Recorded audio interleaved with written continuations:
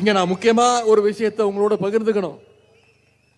திராவிட முன்னேற்ற கழகம்னு சொன்னாலே அது சமூக நீதி இயக்கம் தான்.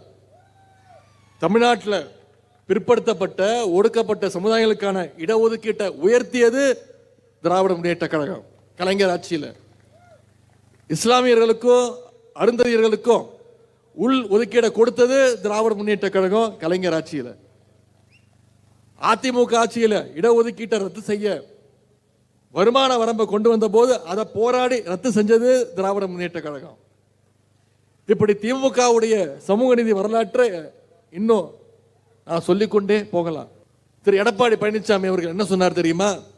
பத்திரிகையாளர்கள் போய் கேட்டாங்க அவர்கிட்ட, ஆளுநர் இப்படி பேசிட்டாரு, திராவிடம்ங்கிற வார்த்தையை கொச்சப்படுத்தி பேசுறாருன்னு கேட்கும்பொழுது திரு எடப்பாடி பழனிசாமி அவர்கள் சொன்ன வார்த்தை, இதையெல்லாம் நீங்க என்கிட்ட கேட்கக்கூடாது, பெரிய அறிஞர்கள்ட்ட தான் கேட்கணும், திராவிடம் பத்திலாம் எனக்கு எதுவும் தெரியாதுன்னு சொன்னவர் தான் திரு எடப்பாடி பழனிசாமி அவர்கள். இவர் யார் தெரியுமா?